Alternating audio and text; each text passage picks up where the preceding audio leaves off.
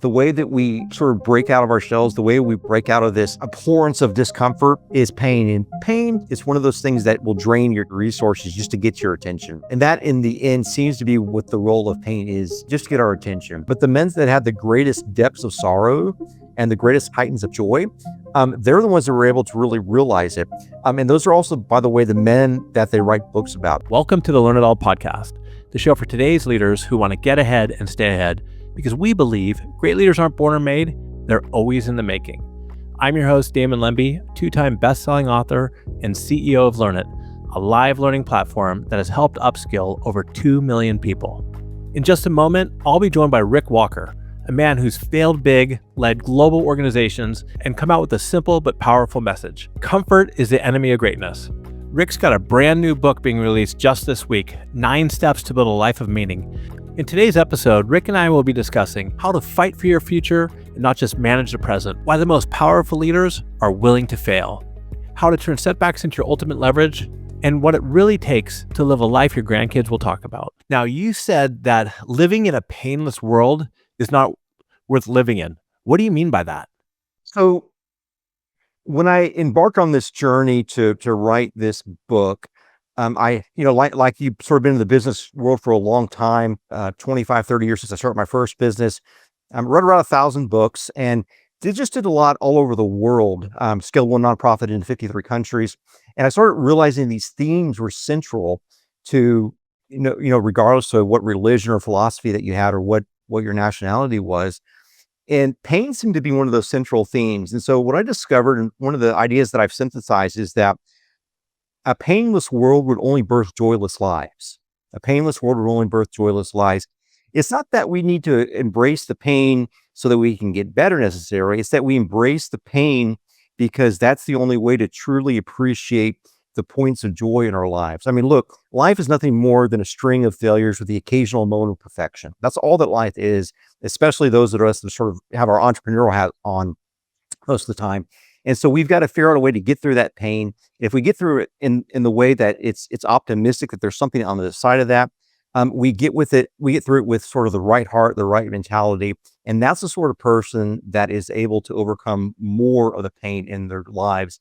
And I'm happy to go into depth about that, but that's sort of my thesis on pain, that only a painless world would birth joyless lives. Because essentially what I hear you saying as well is, if you're always looking out to avoid pain, you're gonna and stay within comfort or stability, you're never really gonna grow because you're more risk adverse. You're not willing to even try something. Oh yeah. I think sometimes we men especially are confined in safety. We're confined in comfort, and we never realize that life, like real, true, exciting life, is lived at the edge or even just beyond the edge of safety. Like that's where life lives. And so we've got to figure out a way to sort of push those boundaries, right? When we were growing up, when we were schoolboys, we realized there were things we didn't know. We knew that there was an unknown out there beyond the known area. And whenever we were at least cognizant of that unknown area and we're able to approach those boundaries, whether it be math or science or even in love, then we're able to grow. But us as sort of prideful men, we're unwilling to even acknowledge that there's an unknown area there. We sort of just wing it. We sort of, fake it till we make it a lot of time. But the idea that we've got to approach that boundary where that discomfort engages, that's really where we've got to get to in our life to keep growing. So, I mean, you've had a lot of success in your life, right? But you've also had your fair share of failure and just hard times, from your house being flooded to running for Congress and, as you say, being embarrassed on TV. What was that like, and what inspired you to work on this new project, this new 9-step project? So over really a 25-year career, it's been a lot of failing, occasional successes. And so whether it was scaling my first business up to 400 W-2 employees when I was 26, scaling another business in 6 states, scaling an international nonprofit into 53 countries and thousands of team members. Those are the sorts of things that people that remember, but they never really remember sort of the failures, the mistakes, the embarrassments. And a lot of that were occasions for me to have frank conversations with other men, whether it be in sort of the heights of those things or the depths of those things. And so I think that I learned a handful of lessons, and you and I were talking about about this before we got on the air. We've both been blessed to meet men of I would say sort of global competence. Like these are top 100, top 1,000 alpha competency men, and I had the opportunity to interview about 100 of them over the last number of years. And so I realized that they had principles that they would want to tell their younger selves. And so if you can sort of imagine, if you had sort of a distillation of the top 100 most competent men alive, who are all, say, 50s, 60s, 70s, and they want to be able to speak back into their selves of 25 to 45, what would they tell themselves? This is one angle of why I realized that I need to be able to get all this stuff down into a single book. And so my job really just became to try to get this synthesized in a way, all those experience, all those conversations, and about 1,000 books that I read over the last 25 years within the business, the leadership, the religious, and the philosophical, get all that distilled into what I found were these 9-step, the 9-step framework for building meaning. And I realized that like this is me. Like I also needed this, over the last 10 or 20 years as well. And so I realized, well, what better thing could I do but then just to put this in ink? And as a dad who only has 3 girls, I realized looking around that there are not any young men that are on the horizon that are worthy of them that I can see anyway. Of course, I'm their dad and I'm a little bit biased. But what if I could write a book that I could hand these future husbands to teach them how to be a man? Because I'm assuming statistically their fathers are not going to do a very good job in doing this. And so if I can't find a man for my daughters to marry, I'm gonna have to build a man. And maybe they're going to find someone they fall in love with, but I'm willing to build that man. So these are the books I'm going to hand these men. I love it. I told you I have a 7-year-old daughter, and I'm going to be right there with you when it comes to the guys in the future. Now, you mentioned that along the way, you realized that you needed this yourself as well. What was that moment when you realized that you needed to look at some of these steps? There have been so many. The idea that we need to pick our sacrifices. This has to do with step 4, where I say that you have to trust that revelation requires sacrifice. That you can never see the place that you're headed or the place that you're meant to be going unless you're willing to make a sacrifice to sort of throw off those things that you don't need anymore.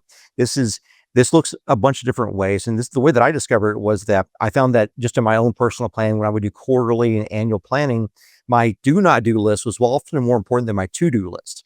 So try to get rid of the things, not embrace the things. And we find our purpose in this a lot of the time. We never have a positive vision of what we want, but we know what we don't want. And sometimes that's enough to sort of get us out of the current place that we're in.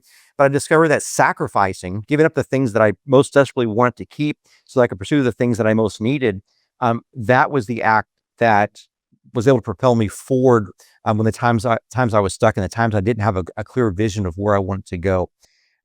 This often has to do sort of at the smaller momentary standpoint where, you and I are in a conversation right now where I'm trying to give you 100% of my attention. There might be an Amazon truck that drives by the window right here. I look away for a second, and I don't give you my 100% attention, but ideally I'm sacrificing everything else in the rest of the world, so that we can engage in this conversation, so that I can learn from you. I can communicate with you, and we can have this relationship develop to the next step. And hopefully some of the audience will be able to benefit from that. But I got to be willing to sacrifice everything else if I'm going to kind of fully engage in this moment. Our life's the exact same way. If I'm going to engage with my family, if I'm going to engage with my wife, for instance, I'd be willing to sacrifice all the other women. If I'm going to engage with a strategic effort that's going to take 100% of my resources, I have to kill off all the other resource drains. And so we've come to this point where sacrifice seems to be the one thing that is clarifying in nature, that moves us forward and gives us a vision. Without the sacrifice, we become blind. And it also helps you kind of, when you get there, simplify things, right? Because if you like you said, if you start removing a lot of the things from your don't do list, life becomes a little bit more clear and simple. Like you said, for instance, if you want to be in a great relationship, you got to get rid of the other women. You can't have, otherwise things get way too chaotic. Your book, the target audience is really 25 to 45-year-old men who are having a hard time figuring out what their purpose in life is, right? Yes. And the steps, the one I want to start with is step number 1, which I think is great, is, conquering or understanding who your enemy is. Can you share a little bit about what you mean by enemy and how you go about conquering it? Yeah, yeah. So I'm a man of inversions. I'm the man. I look at opposites. And actually, if you go back and look at Charlie Munger, for instance, one of Mhm. the great mental models that he used was sort of like, look what's definitely wouldn't work. What's the thing that will propel your business into nothingness? Like definitely don't do that, right? You kind of sort of look at inversions there. And I would say just conceptually, so when I was growing up, we grew up in we were a two-bedroom house. My dad was out of work. We struggled financially quite a bit. And so when I went to school, um, I finally began my business, I guess between my sophomore and my junior year, and was able to create that business. And that was the first one I set up to the 400 employees. But I never did that with a positive vision of what I wanted. I'd never really met a millionaire. I never met anyone that had 400 employees like I did. I never met anyone else because we just didn't have that network growing up. Like we just didn't know that. So I never had a positive vision of what was possible. But I did have a negative vision. I did have a vision of what I didn't want. What I didn't want was the struggle. What I didn't want was going out on the weekends and finding odd jobs to do to feed your family. I knew that that's not what I wanted. And so I was sort of ran away from that. I took the inversion of what I wanted and went for that. And that was a clarifying help.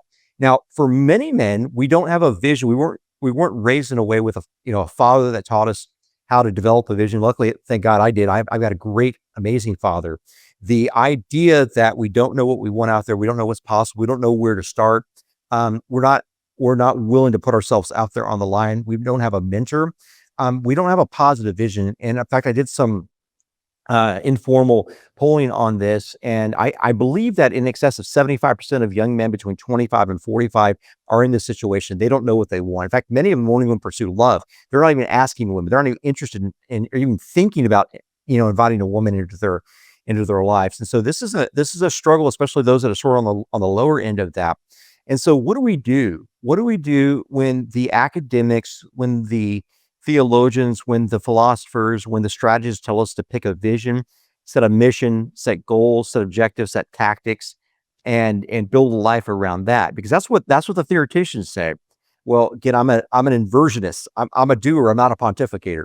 And so all I do is do, right. We're just guys just get out there and do stuff. We try some stuff. We're gonna make a lot more mistakes than the academics, but we do this. Mhm. But all the smart people are telling them to go pick a vision and go work up towards that. And I'm like, that's not these guys don't have any clue what a vision is. How do we get there? What I discovered was we have to look into who we are. And I believe at the very core of my depth that we are a couple of things. I'm going to use the inversions here, that the purpose of light is to invade the darkness. So too, the purpose of a good man is to go invade the evil. If you consider yourself a good man, I think most men at least hope to be a good man. You know, at your very core and your very being, your very fiber, very DNA, that your objective should be to go and storm the gates of the evil manifestations that you see in your life.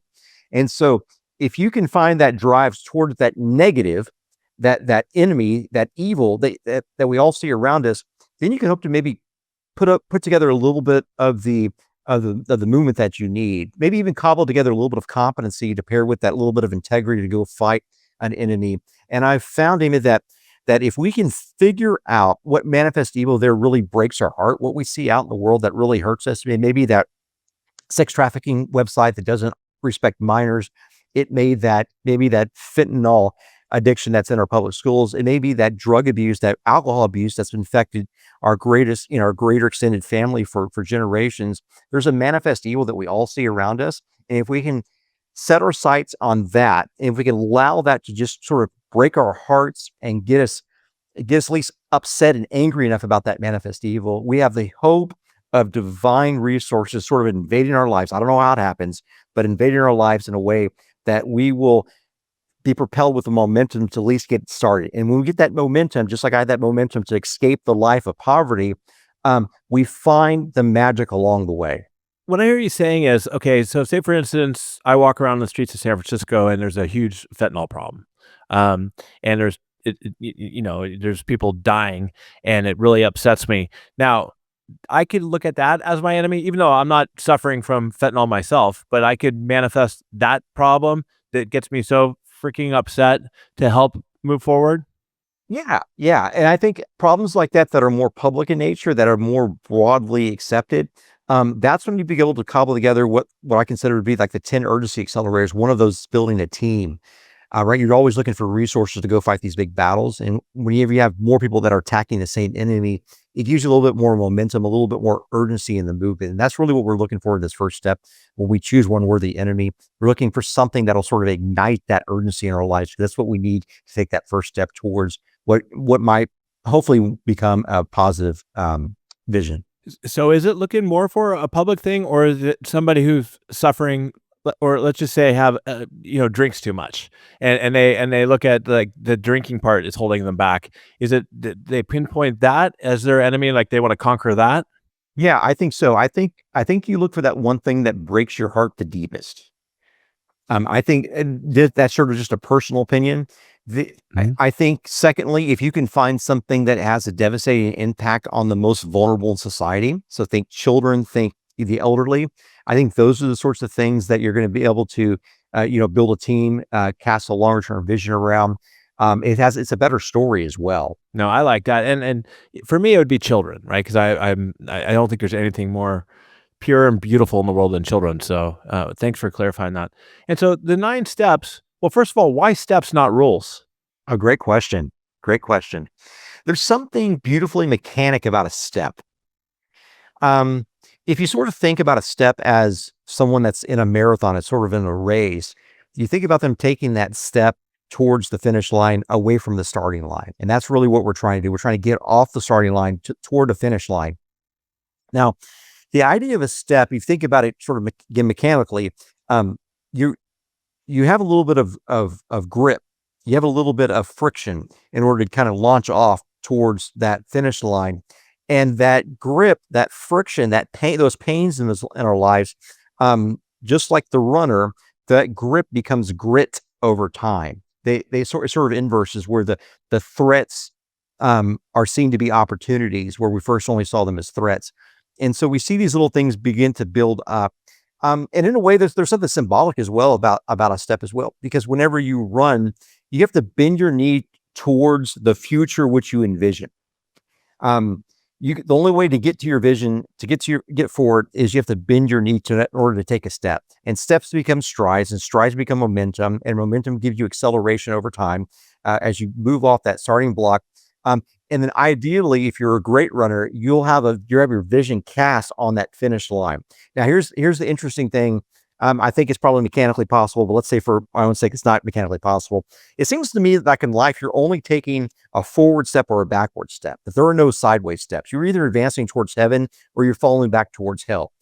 Philosophically, um, uh, or religiously, however you want to put it. But the idea is that you're only advancing or retreating. And so the idea that the only way to advance is to bend a knee towards something that you wish to happen in your future, that begins us along the stride towards a life of wisdom, which we can talk about in a second. But that stepping seems to be not only metaphorical, but also symbolic of what we could accomplish with our lives, because the mechanics are so ingrained with the internals of what has to happen in order to move forward. It reminds me of, I had this guy on the show, awesome guy, Benjamin Bargatze, and he went through 4 different Fs, and he said the one thing that you can't do is freeze. And that's basically what I hear you saying, right? Either you have to take a step forward or a step back, but I mean, if you're freezing, I mean, that's where you're in the most trouble. Yeah, yeah, yeah. So I think we often think about it in terms of like let's put it sort of in the spiritual realm. No matter what your religious background is, like you're either going to move ahead spiritually, you're able to get closer to yourself, to God, or whatever your highest possible being or attainment is, or you're sort of kind of you're on your way to hell. You're doing the evil. You're the evil man himself. You're sort of working your way toward hell.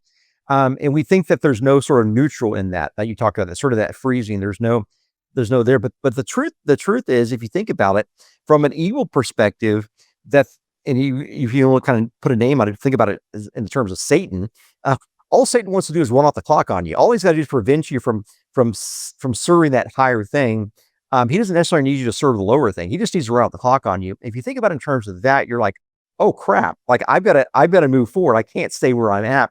And that's sort of what I mean. Like, even if you could take a sideways step, a sideways step always leads to hell, just as the backward step does. It's just a matter of that. Like, that's the default occurrence. Like, you're going to waste your life. A life not lived is just a death, is all it is. And so we've got to figure out a way how to advance the exact same thing. There's no freezing. And you also say, what's its step 2, and we're not going to go through all 9 steps, but one of the things I really like you say is that you got to aim high, right? Because what happens if you set your sights too low? Yeah, yeah. So it was Bruce Lee's. I think Bruce Lee, the great movie fighter and real life fighter. I think his book called Striking Thoughts, where he says that aiming low is the only sin. Aiming low is the only sin. And this is really what happens when you get a man like, like if you were coming and say, "Hey, Rick, I'm gonna stop everything I'm doing and I'm gonna go start a business and I hope to build it up to be a business of 2 people." I'm like, "Well, Damon, like, you got a little more capacity than that, my friend. Think, aim for a 10,000 person company. Aim for this, aim for that." It's aiming low that really enables us to sell ourselves short. And this is what we enjoy doing. We enjoy aiming low because it's a protected nature, right? We don't want the failure. We definitely don't want the public failure. And so therefore we aim low, but the aiming low is the only sin, whether you're talking about it in a spiritual context, a philosophical context, a psychological context, and even a strategic context. That if we're hitting all of our goals, we didn't set a high enough goal in the first place, right? If you're hitting 75%, maybe you're probably on target, but if you're hitting 100% of them day in, day out, you've already shot too low. And so we have to do the same thing with our entire life. We have to point our life at something that's higher and bigger than us. It's not just the homeless person that's on block E here. Maybe that might start there, but your vision has to be greater than that. And your vision seems to be of what sort of, worthy enemy you're going to go tackle, what sort of business you're going to grow. The vision seems to be some combination of your competency plus your integrity. Your competency plus your integrity. The competency is the verticality of how we grow, the sort of relationship skills, the mathematical skills, the programming skills. All that sort of stuff is sort of in the horizontal space, but the integrity is the vertical. How are you relating to the great ideas, the great concepts, the great, the great battle between good and evil in your life? That has to do with integrity. And over time, your competency plus your integrity become your identity. Your competency plus your integrity become your identity. And that's the sort of thing that allows you to either aim high or aim low. But you've got to figure out a way that you can get both those things on board. And only having both those two things just completely clicking will allow you to aim to the highest possible point that you can. So when it comes to business, I mean, you've scaled companies. You've done amazing things. Are you saying that you never hit the goals you were accomplishing for? They were always bigger than that? I'm saying that it's funny because like when I set goals, I very rarely hit the goals. Very rarely hit the goals. On occasion, like when we were trying to, when I remember that first year when I was my mid-20s counting W-2s, we had kind of 400 W-2s and just a little stack left. And I was like, this is pretty amazing. Like, we didn't plan on getting there. Like, I didn't even met anyone that had over 100 employees by that time. And so there were no goals in place. I wasn't even thinking about that. All I knew was what I didn't want. I didn't want to struggle for money. So I think that a lot of us, if we sort of run rampant with the idea that, hey, we've got to personally get better this competency, but also sort of our heart and our mindset and our relationships with others, that has to get better as well. This integrity. The outflow will be something greater than what you could plan strategically based off your competency or the competency of the individuals in your organization. That's really my belief. But just for me personally, whenever I don't plan, and I did quarterly planning yesterday. I mean, I'm on it. But whenever I don't plan, things seem to be a little bit better because I'm more focused on developing that competency and the integrity, not necessarily trying to create objectives. I do have objectives, like a certain dollar figure of how much I want to invest this quarter, that sort of thing. But I'm really only looking at that every quarter. And I'm looking for the 3 key levers in those things. And if I can hit those 3 key levers, not really goals, but sort of key levers that I'm going to hand off to members on the team to go and execute on, I can feel comfortable that I'm at least heading in the right direction. But I'm not as, I'm 46. I'm not as driven to go build big organizations and do that sort of thing anymore. But to have the capacity to know that you can do it, that changes everything. That changes everything. And I think that's part of it. Like go do it once. Like, don't poo-poo it right away, but go do it once, go do it twice, go fail a few times like I did. And then you can do it. Then you can know you can do it. And you're going to live a whole lot more freer, and it's a lot easier too. But I'm not in the place right now where I want to go spend 20 hours a day doing, working on an organization anymore. I want to be able to help people. But yeah, but for the book launch, for the social media stuff, for the email newsletter, I'm definitely setting metrics, how many books I want to move, that sort of thing, and how many lives I want to reach. Still do that. But yeah, I think that the idea of goals, when you're starting out, they become important, but over time they'll sort of get ingrained where you conceptually know what you need to do, and the goals are for the other people, not necessarily for yourself. If that makes sense, Dave. I don't know. What do you think? How do you read that? No, it was just interesting because I was talking to somebody super successful who he told me you got to be really careful about setting goals, because in his case, I mean, he actually did 18 exits. He actually lives in Texas as well. A great guy, Ken. And he said, I hit these goals, and for a while I was kind of stuck like, well, what do I do next? Because that's all. I mean, he hit everything he had, so he was stunted for a while because he didn't know what else to do after that, and then he just had to reinvent himself a little bit.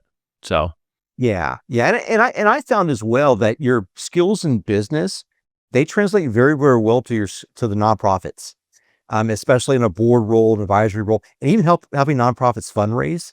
That's really where I began to cut my teeth, was trying to take sort of the business skills and apply it to the fundraising, to the financial development of some of these nonprofits.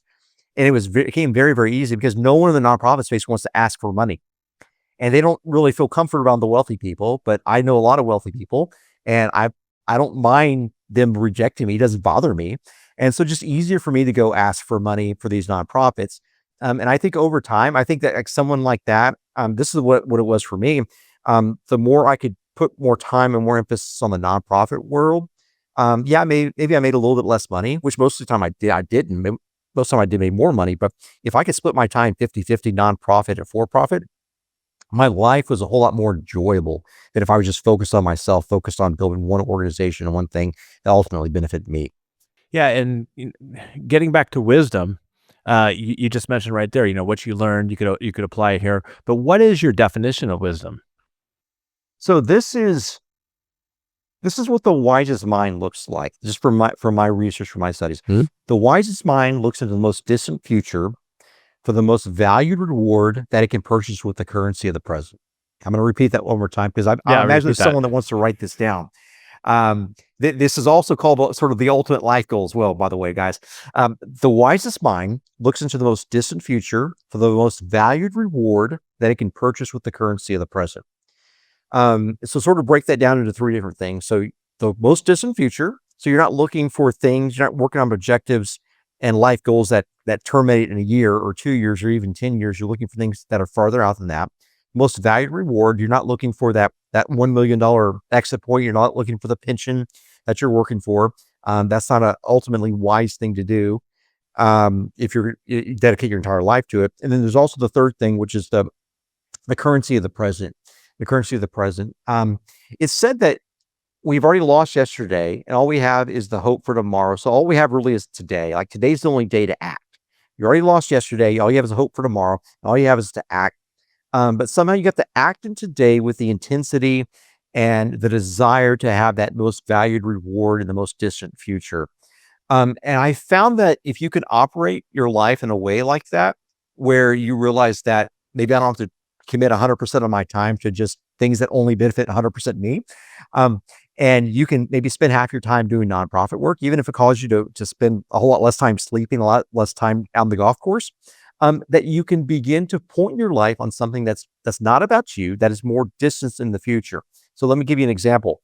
The idea that we are in a relationship like with an employee where, that I'm paying that employee's providing a service for me. I'm trying to keep them motivated, keep them encouraged. Well, that's great. I mean, it's got maybe a potential shelf life of 20 years there. The money's going to be gone. If I die, all that's going to happen is my wife's new husband, who didn't earn any of it, is just going to use it. Yeah, in your house. In my house. Yeah, in my house. Yeah, with my kids watching on. And so like, what am I going to do? I'm going to build a fortune for that guy. Like, no, I'm sure he's a lazy asshole anyway. So, Yeah. so, like, what am I doing here? But if I approach that employee, like he's a friend that we're coworkers, I never call him employee. I call him, we're teammates. You and I are teammates. How can I build something into that person's life? How can I give them a little bit of additional integrity, a little bit of honesty that hopefully maybe spills over into his kid's life, his grandkids' life? How can the other coworkers see that and see, well, this is how a great boss operates, right? We're not making the maximal money. We're not making, building the biggest company. But he's willing to invest into sort of the long-term relationship there. And if you're the type of person that believes a person is more a soul than they are a body, that you're not just a body that happens to have a soul, but you're a soul that just happens to have a body, as Lewis says, then you begin to treat people differently. And you treat people differently like that because they're a soul that lives forever, not a body that only lives for 100 years. You begin to bend your vision towards that most distant future. And if you allow it, the wisdom will rise and the selfishness will fall. The wisdom will rise and selfishness will fall by looking at that most distant future and that most valued reward. And obviously, the most valuable reward always naturally has to do with indestructibility, not with temperance. That's good stuff. I act you on for an hour like that, Damon, but I know we're on time budget here, but yeah. I mean, it just like, but I had to like study all this stuff. I had all these conversations, all these failures to sort of see this stuff emerge. And I look around like, of course, that's the way it is. It's interesting though. So you said you read 1,000 books, right? You read 1,000 books. I read a ton of books as well. But we also talk about guys like you and I are doers. You get things done. A lot of people I find get stuck in just reading books, but they never get out of their comfort zone. They just go from reading one book to reading another to being stuck in academia. And I came across, Rick, this great quote that learning without doing is treason. Because you got to apply and put into action what you do as well, without a doubt. That's right. That's a great quote. I'm going to steal that quote. You got to steal that quote. I use it all. I stole it from a guy named David Katz who founded a plastic bank, but I use it all the time because it's so important.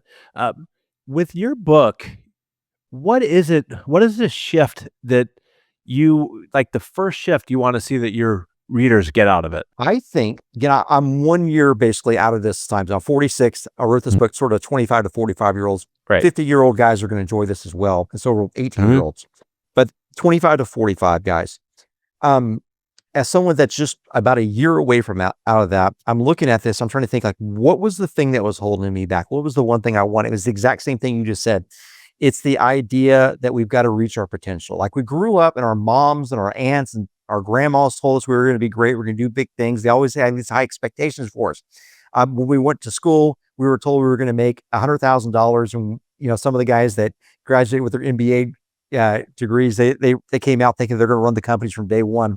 You had all these grand ideas of what was supposed to happen.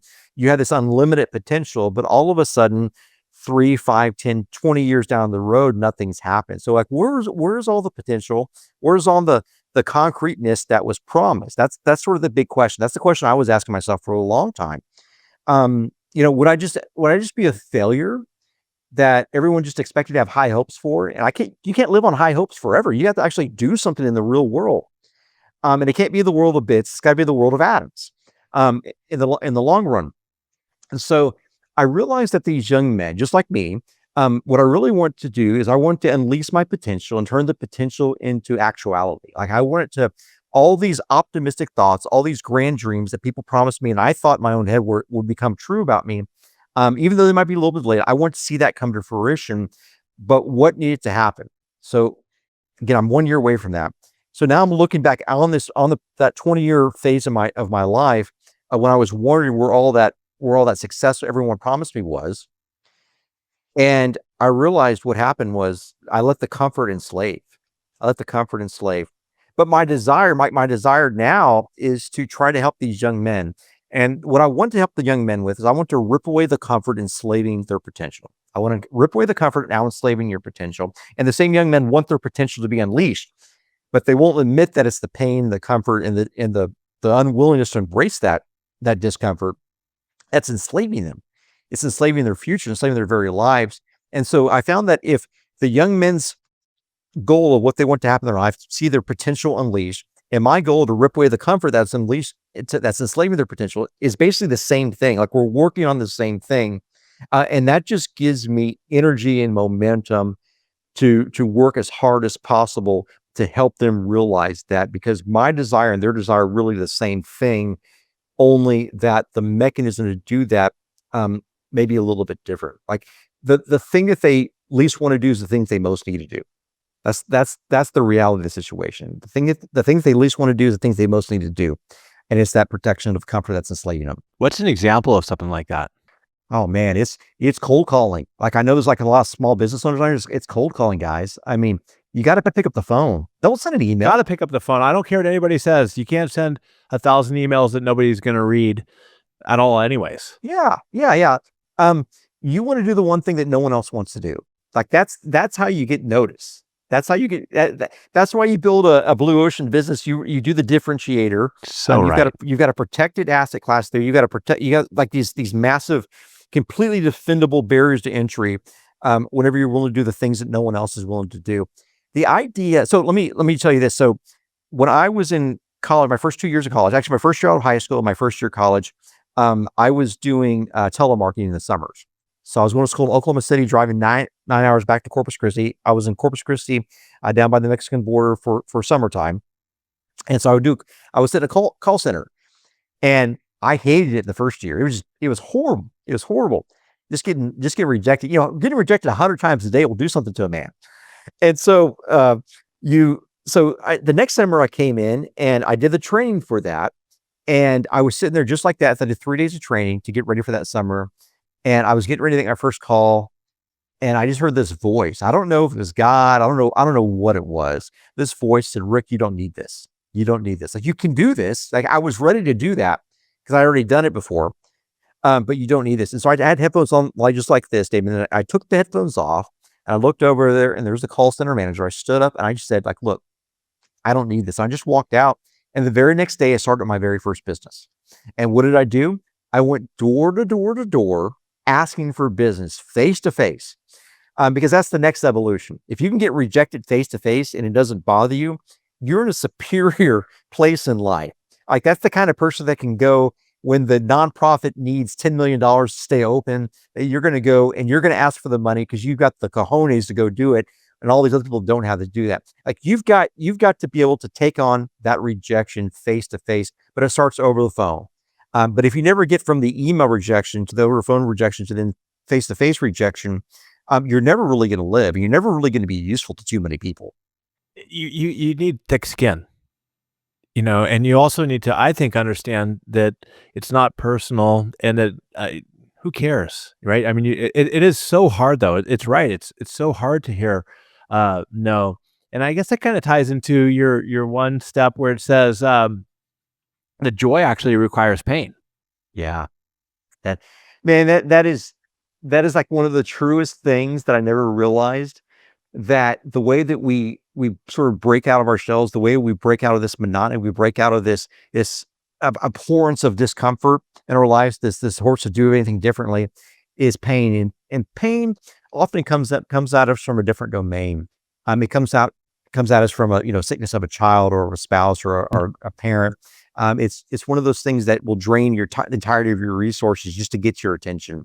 And that in the end seems to be what the role of pain is, to just get our attention. And what I found was that the types of men that sort of lived happy lives their entire lives, that nothing really bad or really good happened to them, they sort of live these happy lives, sort of live sort of at this straight level, a little bit ebb and flow here and there. But the men that had the greatest depths of sorrow and the greatest heightens of pain, of joy, they're the ones that were able to really realize it. And those are also, by the way, the men that they write books about. This is sort of the Abraham Lincoln who lost his son Willie when he was in office. Then 18 months later gave, I guess, the Emancipation Proclamation that set the movement in place to begin to free America from its despotism and its greatest moral failure ever of this enslavement of human beings. It's also the story that you see of it's surprising how many U.S. presidents lost a parent when they were 10 or younger. It's so many of them. It seems that the pain serves as not only a megaphone not only a calling out, only forth, but also sort of a violent awakening of what is possible in our lives. But we never really notice the the heightened joy unless we've got sort of see these recesses of pain. That helps us get perspective over time. But then it also helps build a story that people actually want to hear about. People actually care about hearing about your life stories when you're able to go through these sorts of things. How do you help people though?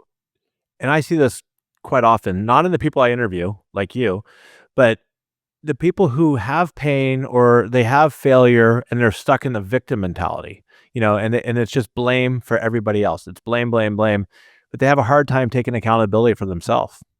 One of the marks of a wise person is that they're willing to flip threats into opportunities. That everything that they see, that most people see as threats, they consider to be an opportunity somehow. They're always looking for the nuance of the opportunity within the threat.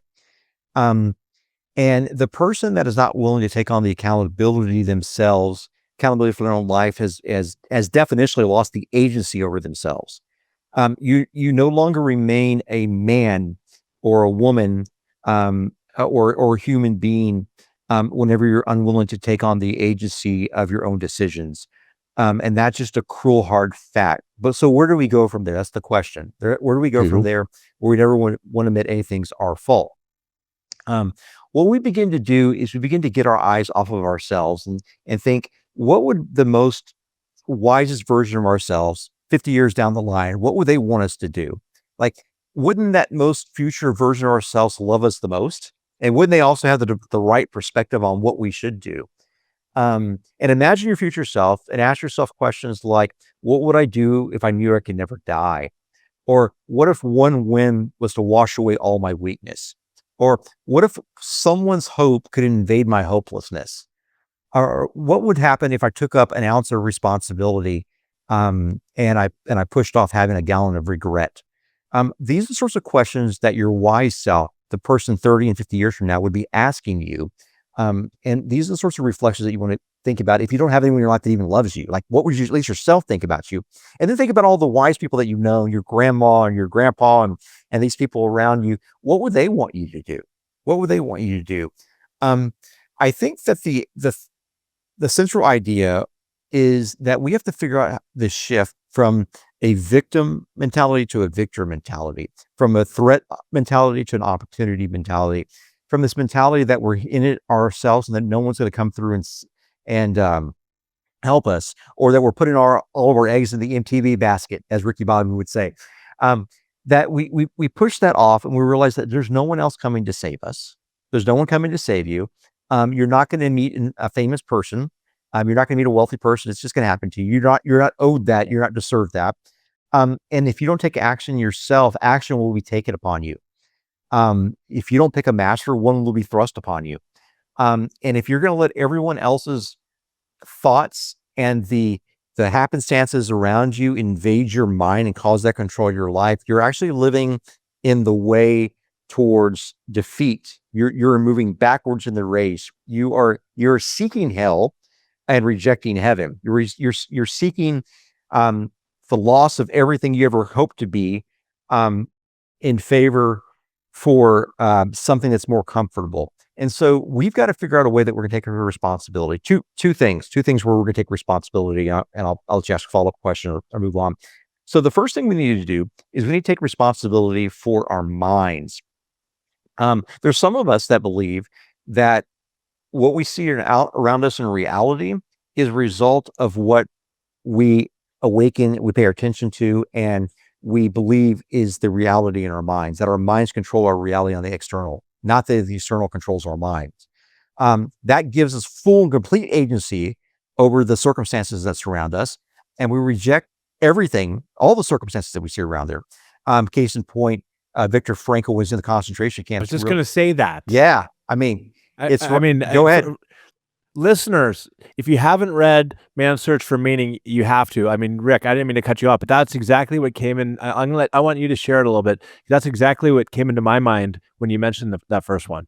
Yeah. So what he found was living in the concentration camps in Germany, that a man could live for any reason. He could survive any tragedy, being starved to death, being worked to death, losing all the skin on the bottom half of his body, not having any promise of being a break free. In fact, knowing that any second you could die, he could escape all the pain of that and all the hopelessness of that. He had one of two visions. Number one, a vision of someone that he could love in the future, even if that person was dead, even if it was a spouse that knew was already dead, they could just expect that you'd be able to love that person in heaven or the afterlife, or even love that person as if they were alive afterwards.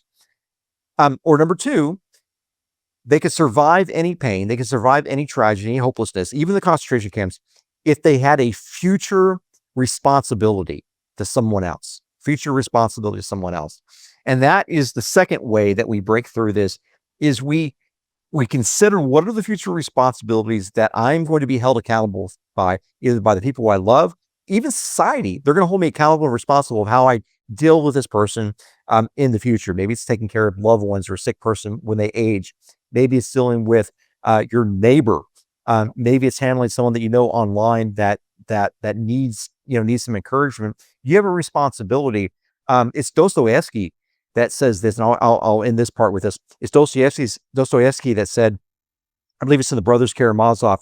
He said that every man must take up the responsibility for every other man. You're responsible for everyone on the earth. You're responsible, and you have to hold that responsibility with you. We're responsible for each other. Is that what you said about, you talk about the innocence? Yeah. I think it was some of the old Catholic saints that started talking about these circles of love, right? You're most responsible to your spouse and to your kids, and then maybe to your parents, and he kind of moves out there.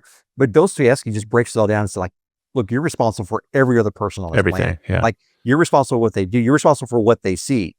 And you're responsible as an example to show the kids and the grandkids and the neighbors on the block, even when you don't think they're looking, what sort of thing a man or a woman should be doing, not what you are doing, but what you should be doing. If you don't give them that proper example, you've offended, you've caused evil to invade their eyes. So you said, going back, we got on a tangent with Viktor Frankl, which is great, but number one was the mind. What was it? The second one you're going to add? Yeah. It's that future perspective of responsibility. It's that mental capacity, knowing that your mind, your awareness, your awakening can manifest the reality around you. That the reality is actually what your mind makes of it, not what the circumstances that you see around there. And then number two, the way that you kind of break through that when you're in a time of despair is you look towards a future responsibility or a future love, even if that love is nameless at this point. So I want to flip the direction from the victims to a conversation I actually had yesterday with a guy who's, I think he's 42 years old. He's a fractional CRO, Chief Revenue Officer, and he works with a bunch of startups, and a go-getter of all go-getter. He's always takes risks, hard worker, wants to please everybody, or he wants to do well for everybody. But he called me up yesterday, Rick, and he's just like, "Hey, man, I got to ask you a question. I got these 8 companies I'm working for. I'm doing my best, but I'm starting to feel anxious, and this is a tough guy, right? He's like, I'm losing sleep. I'm worrying about this person's business. I'm not helping this person out. He's like, I mean, I don't know. What do you think I should do? What advice would you give to somebody like that who, has a purpose? They know what they want to do. They're always moving, but now they're finding themselves miserable, waking up in the middle of the night, worried about all these business situations they have, all these different founders. Well, that's a great question. I think that's a lot of concerns that I've had over the years as well. I've always found that the right why is always the right way. The right decision always comes from the right why. And so, why do you have 8 clients that you're doing this for? That seems to be a large quantity, unless he's got a larger staff. But the idea that we're working hard and it's sort of stressing us out, like your life really isn't worth that unless you've got some sort of objective. You're trying to kind of push yourself out of poverty. The idea that also that the why is what sort of justifies the what you do is really key here, because it's the why that begins to fix the what. Like, even the same what among 2 different circumstances, 2 different men under different objectives of whys, different reasons why they're doing that, give you 2 totally different outcomes. Two totally different outcomes. And so I think that's probably my first question would be, what is the motivating factor among having 8 instead of 1 or 2 or 3? And did you sign up for 8 masters, or would it be better just to have 1 master? right? That's kind of the thing. That I think a lot of people that sort of ran away from the traditional employment model, they were looking for that. What they found was they had multiple masters, and they had higher stress and certainly higher risk. And by the way, the risk that you take whenever you go out on your own or entrepreneurial fashion is directly correlated to the level of competency and level of integrity of the senior most executive. So if you work for Exxon and they have like literally the most competent, most high integrity people on the globe that are running the organization, you have a pretty protected job. But if you're 2 years out of college and you're not that ethical, you don't know what you want, but you're going to go out on your own, your protection, your safety in life is predicated on your own competency, your own integrity. And so going on your own has to be sort of weighed against those two things. But yeah, that's sort of a side point there. But the idea that the why should drive the what is what really matters. Let me give a real quick example. You look at Chesterton. Chesterton says you look at two men that are storming the beach and they're going into war to go kill the enemy. There are two different perspectives there, the exact same act. The two observers are looking at one man storming the beaches to go kill an enemy. One person will look at that and say, okay, that man is storming the beach because he hates that person in front of him. He hates that person in front of him. Is a man driven by hate. But the other person is looking at it, no, he's not doing that because he hates the man in front of him. He's doing that because he loves the people that are behind him. And it's the same man, same act, two visions of what the why is. And if we can get our why right, our what's begin to turn and fall in line.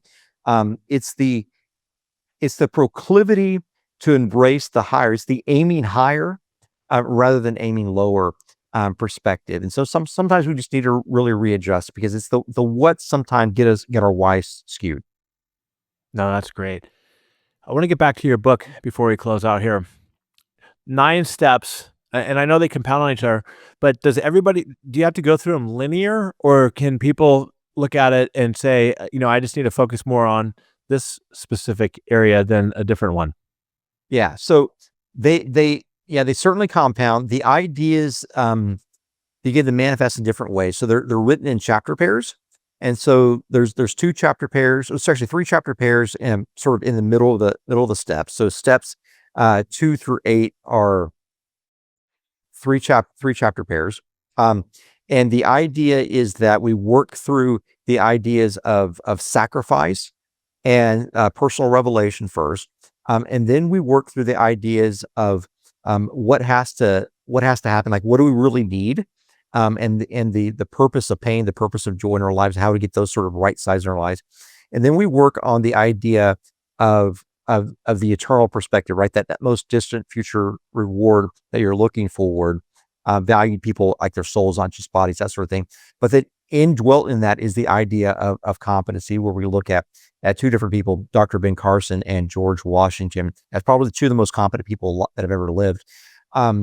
And so you could take those individually if you wanted to. You could look through those objectively. My desire is to build a whole man. And so those sequential steps there are sort of the roadmap that I've looked at and I've evaluated, and I put in that very specific order. And if you read just the first page of step number 1, there are just some bonkers things that the whole book is full of things that I know like no one else has ever done. At least, a man here and there maybe does this stuff, but they're just sort of bonkers types of situations.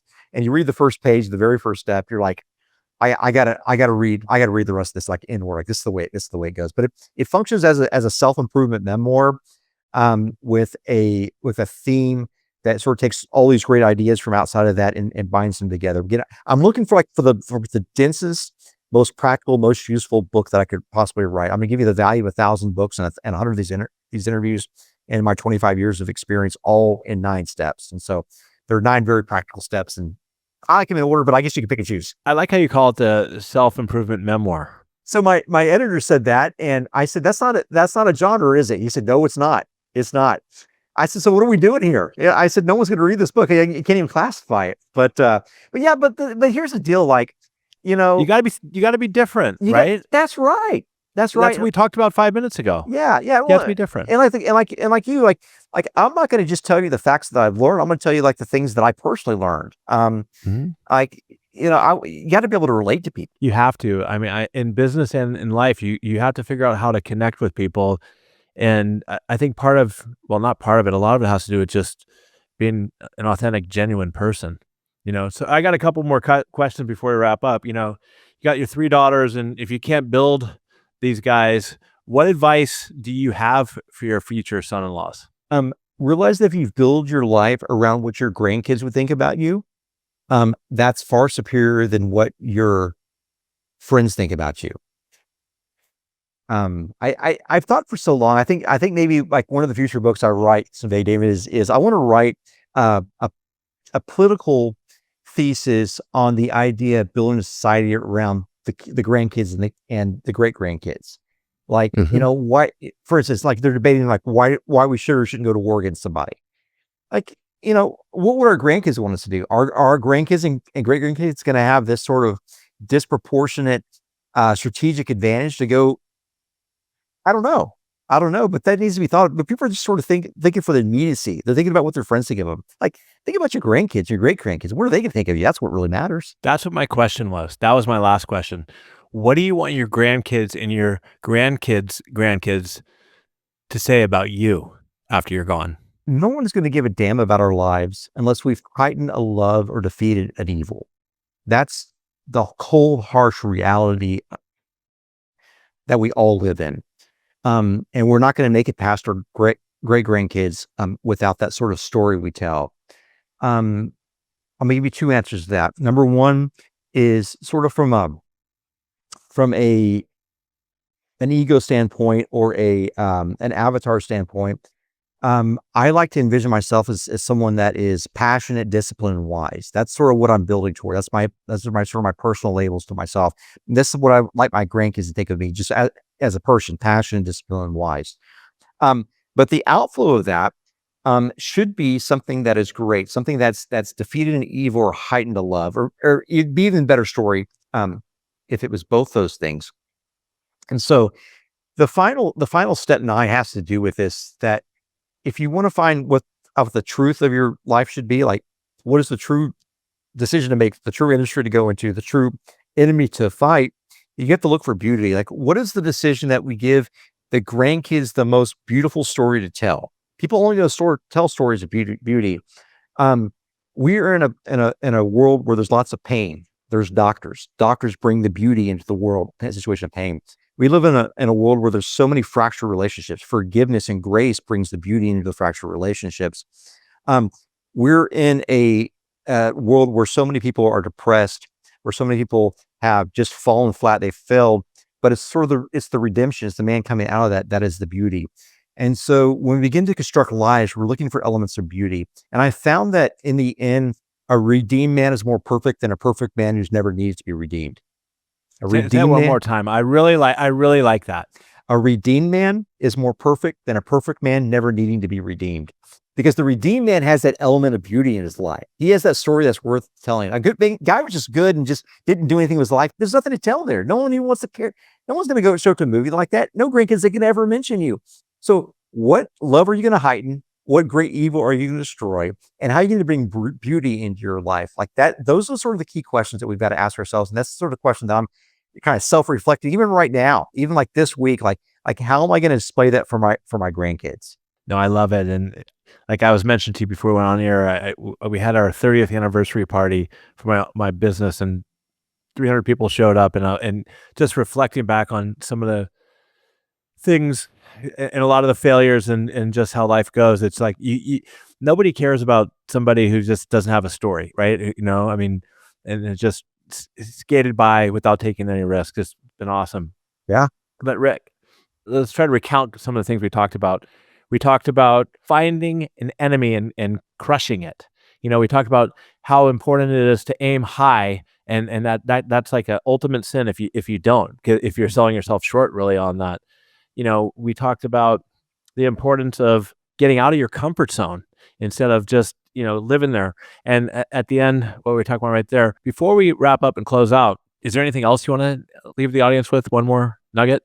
Along the same lines, we have to live on the outliers lavishly. We have to live lavishly and outliers are both evil and love. Like that's where you should be extreme. I say this comment a few times in the book, but why send one rose when you can send 100 if it's someone you really love? Why send one bullet when you can send 100 when it's someone that you really need to destroy? We've got to live out lavishly. Like that's where life is lived, right? We started this conversation talking about like, where's life lived? Life was lived on the edge of safety. It's like kind of out there in the unknown. We've got to figure out a way to get that. But I think also like there's probably a lot of struggling men out there, like guys sort of been let down, sort of these guys that are looking for the redemption, these women that are looking for the redemption. And you look at Damon, look at someone like me, like, well, these guys are positive. They got it all together. They've done well. Nothing really bad's happened to them, or maybe they've overcome them, that they're different. I would just like to put this theory forward for that person. This is sort of what I would like to leave the audience with. Imagine that we're hopeful. And I don't think you should have any problem with agreeing that David and I are, that we're two hopeful types of guys. We're sort of optimistic about the future. And maybe you're not optimistic, but we're hopeful. If a drop of hope exists anywhere, it threatens all threats everywhere. I'm going to repeat that. If a drop of hope exists anywhere, it threatens all threats everywhere, because hope invades like that. Hope threatens like that. Even coming over the internet, coming over a screen, my hope can then invade your life because it's possible. And it may not come directly. It may come through Damon's talking to somebody else who then writes a blog that you read or see a social media post that you read. The hope invades in those circuitous routes. And this is sort of the threat that's out there lurking for you right now if you're hopeless. Hope lurks to threaten to invade with an overwhelming force and to wipe out all the threats, wipe out all your enemies. And like a wise person, he'll flip that threat into opportunities. You just got to open your eyes to see it. No, I love it. I love it. All right. Well, your book just came out on July 5th. So everybody go out and get Rick's book. I think one audience that could benefit from Rick's book are women who maybe have underperforming spouses. Give them to it for Christmas. Help them out. But Rick, where else can our listeners connect with you at? So rickwalker.com is a great place. This is the book, by the way. Rickwalker.com. I have a free newsletter. So if you want to sort of dip your toe in the water, you can do that. And I send out a newsletter about every other week. I'll give you 3 bangers, which is sort of these quotes that I've been dripping out a little bit.